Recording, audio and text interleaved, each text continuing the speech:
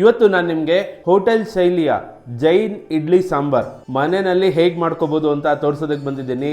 ಅದಕ್ಕೆ ಬೇಕಾಗಿರೋಂಥ ಪುಡಿ ಹುರ್ಕೊಳ್ಳೋಣ. ರುಬ್ಬಿರೋಂಥ ಈ ಮಸಾಲೆನ ಈ ಕುಕ್ಕರ್ಗೆ ಹಾಕ್ಕೊಂಬಿಡೋಣ. ಇದಕ್ಕೆ ಇನ್ನೊಂದು ಸೀಕ್ರೆಟ್ ಇಂಗ್ರೀಡಿಯೆಂಟ್ ಒಂದು ಹಾಕೋದು ಬಾಕಿ ಇದೆ. ಇವಾಗ ಅದನ್ನು ಕೂಡ ಹಾಕ್ಬಿಡೋಣ.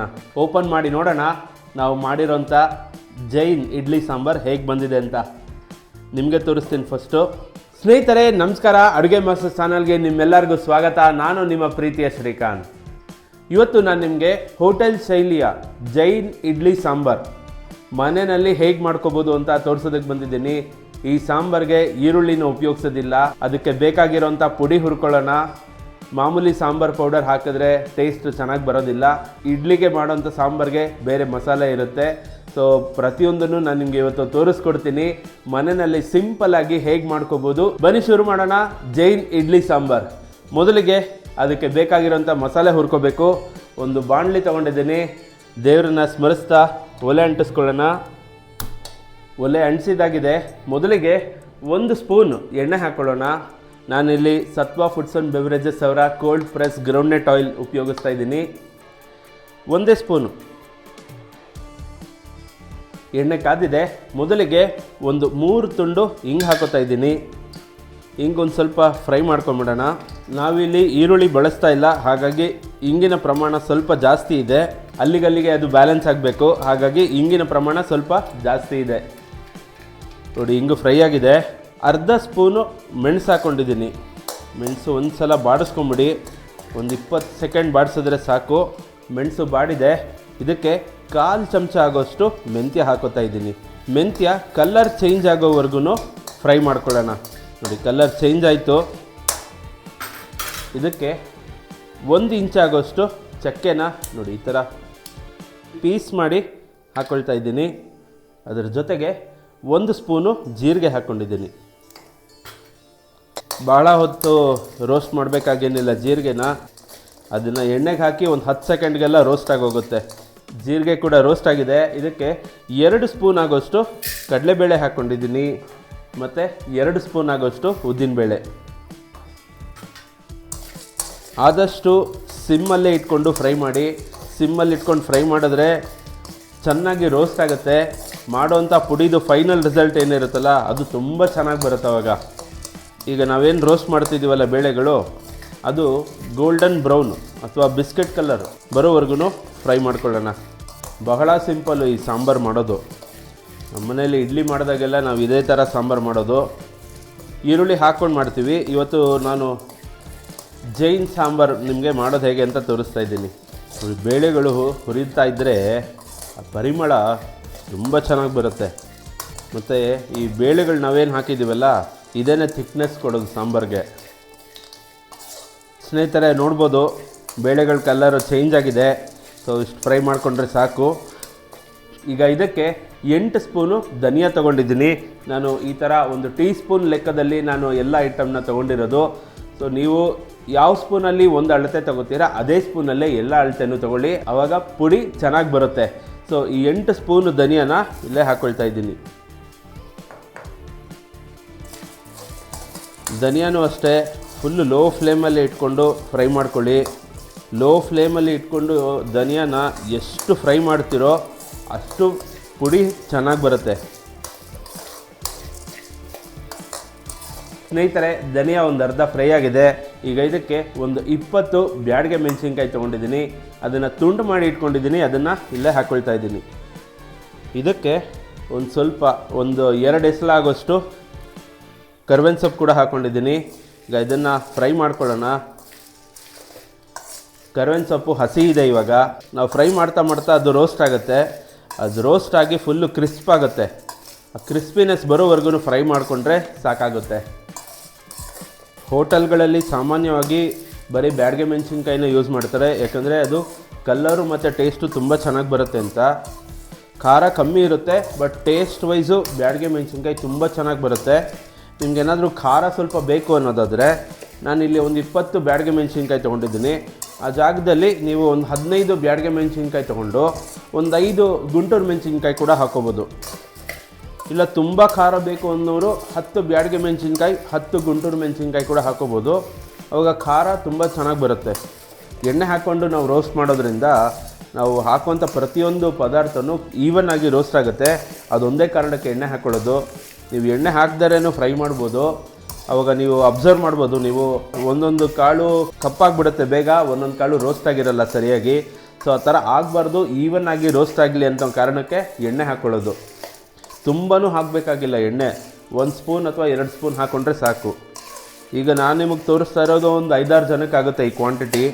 ಸೊ ನಿಮ್ಗಿನ್ನೂ ಜಾಸ್ತಿ ಬೇಕು ಅಂದರೆ ಈ ಕ್ವಾಂಟಿಟಿನ ಡಬಲ್ ಮಾಡ್ಕೊಳ್ಳಿ, ಕಮ್ಮಿ ಬೇಕು ಅಂದರೆ ಅರ್ಧಕ್ಕೆ ಇಳಿಸ್ಕೋಬೋದು. ಒಂದು ಸಲ ಚೆಕ್ ಮಾಡೋಣ ಕರ್ಬೇವಿನ ಸೊಪ್ಪು ರೋಸ್ಟ್ ಆಗಿದೆಯಾ ಅಂತ.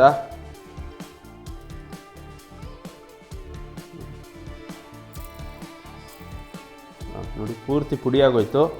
ಸೊ ಇಲ್ಲಿಗೆ ರೋಸ್ಟ್ ಆಗಿದ್ದು ಸರಿಯಾಗಿದೆ. ಈಗ ಒಲೆ ಆಫ್ ಮಾಡಿಬಿಡೋಣ.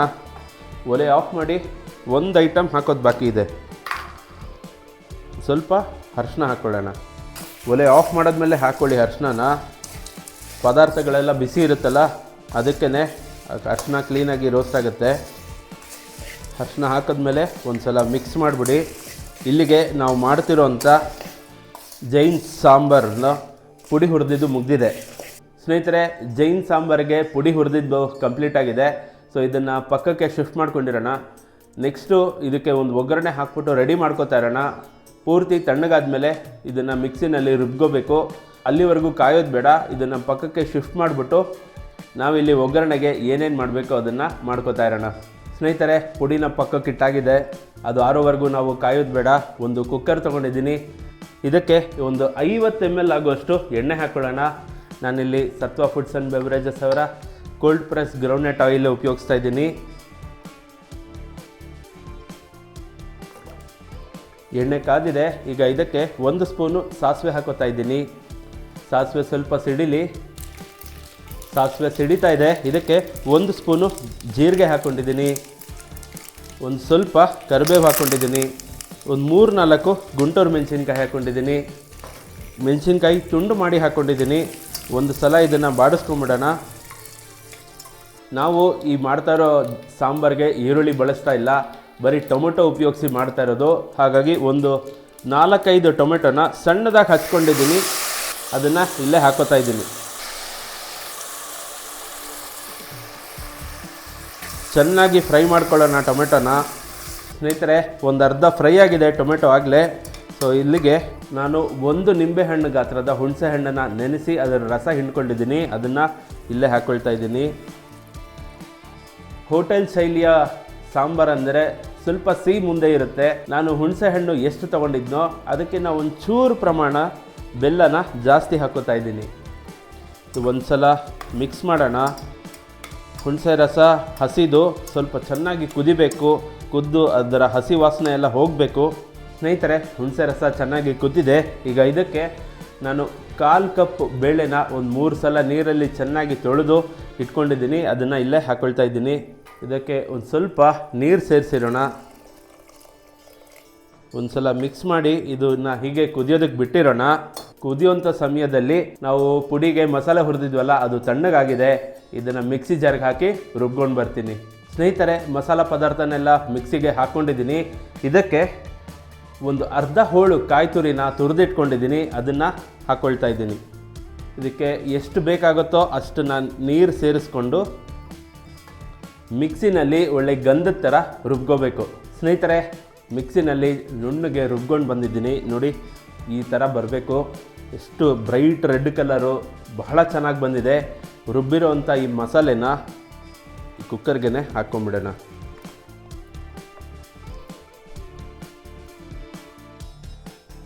ನಾನು ನೀರು ಅವಾಗಲೇ ಸ್ವಲ್ಪನೇ ಹಾಕಿದ್ದೆ, ಯಾಕೆಂದರೆ ನೋಡಿ ಮಿಕ್ಸಿನಲ್ಲಿ ಎಷ್ಟು ಮಸಾಲೆ ಇನ್ನೂ ಉಳಿದಿದೆ. ಇದಕ್ಕೆ ಸ್ವಲ್ಪ ನೀರು ಹಾಕ್ಕೊಂಡು ಮಿಕ್ಸಿನ ಚೆನ್ನಾಗಿ ಅಲ್ಲಾಡಿಸಿ ಆ ನೀರನ್ನ ಇಲ್ಲೇ ಹಾಕ್ಕೊಳ್ಳೋಣ. ಒಂದೇ ಸಲಕ್ಕೆ ಪೂರ್ತಿ ಮಸಾಲೆ ಬರಲ್ಲ, 1-2 ಸಲ ಹಾಕ್ಕೋಬೇಕಾಗತ್ತೆ. ಹಾಕ್ಕೊಳ್ಳಿ, ಏನು ತೊಂದರೆ ಇಲ್ಲ.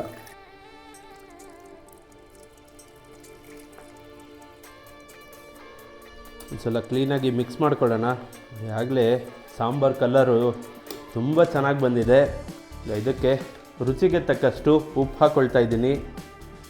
ನೀರು ನಿಮಗೆ ಕನ್ಸಿಸ್ಟೆನ್ಸಿ ನೋಡಿಕೊಂಡು ಎಷ್ಟು ಬೇಕೋ ಅಷ್ಟು ಹಾಕ್ಕೊಳ್ಳಿ. ತುಂಬ ಗಟ್ಟಿಯಾಗಬಾರ್ದು, ತುಂಬ ನೀರಾಗೂ ಇರಬಾರ್ದು. ಸೊ ಆ ರೀತಿ ಇರಬೇಕು ಸಾಂಬಾರು. ಎಲ್ಲ ಪದಾರ್ಥಗಳನ್ನೂ ಹಾಕಿದ್ದಾಗಿದೆ. ಇದಕ್ಕೆ ಇನ್ನೊಂದು ಸೀಕ್ರೆಟ್ ಇಂಗ್ರೀಡಿಯೆಂಟ್ ಒಂದು ಹಾಕೋದು ಬಾಕಿ ಇದೆ. ಇವಾಗ ಅದನ್ನು ಕೂಡ ಹಾಕ್ಬಿಡೋಣ. ಏನದು ಆ ಸೀಕ್ರೆಟ್ ಇಂಗ್ರೀಡಿಯೆಂಟು ಅಂದರೆ ನುಗ್ಗೆಕಾಯಿ. ಸಾಮಾನ್ಯವಾಗಿ ಎಲ್ಲ ಹೋಟೆಲ್ಗಳಲ್ಲೂ ಇದನ್ನು ಹಾಕ್ತಾರೆ. ಹಾಕಿದ್ಮೇಲೆ ಕೆಲವರು ಅದನ್ನು ಹಾಗೆ ಉಳಿಸ್ಕೋತಾರೆ, ಕೆಲವರು ಸಾರ ಮಾತ್ರ ಸಾಂಬಾರಿಗೆ ಹಾಕ್ಬಿಟ್ಟು ನುಗ್ಗೆಕಾಯಿನ ತೆಗೆದುಬಿಡ್ತಾರೆ. ಸೊ ನಾವು ಹಾಗೆ ಹಾಕೋಣ.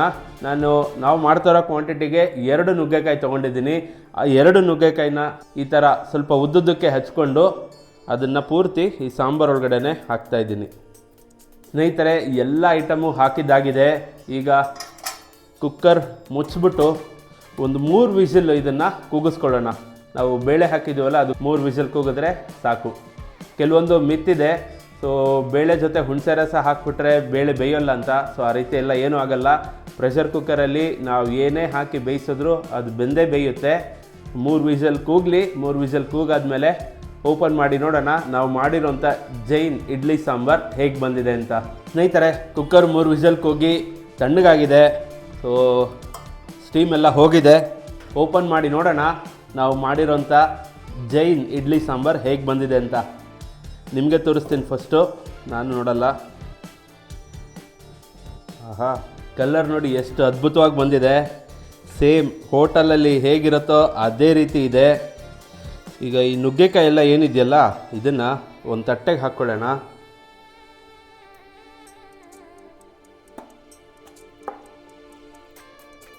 ನುಗ್ಗೆಕಾಯಿ ತುಂಬ ಬಿಸಿ ಇದೆ, ತಣ್ಣಗಾಗಲಿ ಅಂತ ಸ್ವಲ್ಪ ನೀರು ಹಾಕ್ಕೊಳ್ಳೋಣ. ನುಗ್ಗೆಕಾಯಿ ತಣ್ಣಗಾಗಿರುತ್ತೆ. ಈ ಒಂದೊಂದೇ ನುಗ್ಗೆಕಾಯಿ ತೊಗೊಂಡು ಅದರ ಪಲ್ಪ್ನ ಹೀಗೆ ತೆಕ್ಕೋಬೇಕು. ನಿಮಗೆ ನುಗ್ಗೆಕಾಯಿ ಇದ್ದರೆ ಪರವಾಗಿಲ್ಲ ಅಂತ ಅನ್ನೋದಾದರೆ ಇನ್ನೊಂದು ಸ್ವಲ್ಪ ಚಿಕ್ಕದಾಗಿ ಇದನ್ನು ಕಟ್ ಮಾಡಿಕೊಂಡು ಕುಕ್ಕರಲ್ಲಿ ಹಾಕ್ಕೊಂಬಿಟ್ರೆ ನಾವು ಈ ಥರ ಪಲ್ಪೆಲ್ಲ ಎಕ್ಸ್ಟ್ರಾಕ್ಟ್ ಮಾಡೋವಂಥದ್ದು ಏನೂ ಇರಲ್ಲ. ಸೊ ಹಾಗೆ ಅದನ್ನು ಕೂಡ ತಿನ್ಬೋದು. ಕೆಲವು ಹೋಟೆಲ್ಗಳಲ್ಲಿ ಹಾಕಿರ್ತಾರೆ ನುಗ್ಗೆಕಾಯಿ, ಹಾಗೆ ಬಿಟ್ಟಿರ್ತಾರೆ. ಸೊ ಎಲ್ಲರಿಗೂ ಅದು ಆ ಥರ ಇದ್ದರೆ ಇಷ್ಟ ಆಗಲ್ಲ. ನಿಮಗೇನು ತೊಂದರೆ ಆಗಲ್ಲ ಅನ್ನೋದಾದರೆ ಹಾಗೆ ಬಿಡ್ಬೋದು. ಇಲ್ಲ ಬೇಡ ಅನಿಸಿದ್ರೆ ಈ ಥರ ನೋಡಿ ಆ ಪಲ್ಪ್ನ ತೆಕ್ಕೊಂಡ್ರೆ ಸಾಕಾಗುತ್ತೆ. ಸ್ನೇಹಿತರೆ, ನುಗ್ಗೆಕಾಯಿದು ಪಲ್ಪ್ ಪೂರ್ತಿ ಹಿಂಡಿ ತೆಗೆದಿದ್ದಾಗಿದೆ.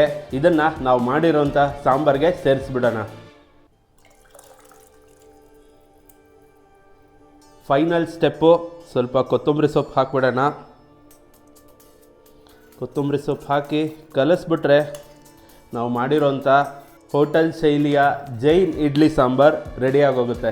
ಸಲ ರುಚಿ ನೋಡೋಣ ಹೇಗೆ ಬಂದಿದೆ ಅಂತ.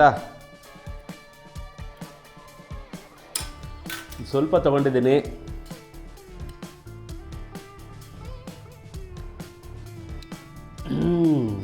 ಸೂಪರ್ ಆಗಿದೆ.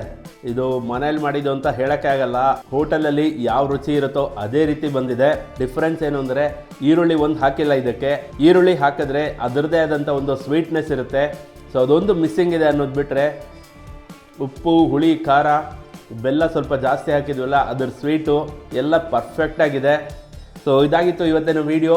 ಐ ಹೋಪ್ ಈ ವಿಡಿಯೋ ನಿಮಗೆ ಇಷ್ಟ ಆಗಿದೆ ಅಂತ ಅನ್ಕೋತೀನಿ. ಇಷ್ಟ ಆಗಿದ್ರೆ ಲೈಕ್ ಮಾಡಿ, ಫ್ರೆಂಡ್ಸ್ ಆ್ಯಂಡ್ ಫ್ಯಾಮಿಲಿ ಜೊತೆ ಶೇರ್ ಮಾಡಿ. ಮನೆಯವರೆಲ್ಲ ಸೇರಿ ಒಂದು ಸಲ ಇದನ್ನು ಟ್ರೈ ಮಾಡಿ ಹೇಗೆ ಬಂತು ಅಂತ ನನಗೆ ಕಮೆಂಟಲ್ಲಿ ತಿಳಿಸಿ ಅಂತ ಹೇಳ್ತಾ, ಮುಂದಿನ ವಿಡಿಯೋದಲ್ಲಿ ಇನ್ನೊಂದು ಹೊಸ ರೆಸಿಪಿ ಜೊತೆ ನಿಮ್ಮ ಮುಂದೆ ಬರ್ತೀನಿ. ಅಲ್ಲಿವರೆಗೂ ನಮಸ್ಕಾರ.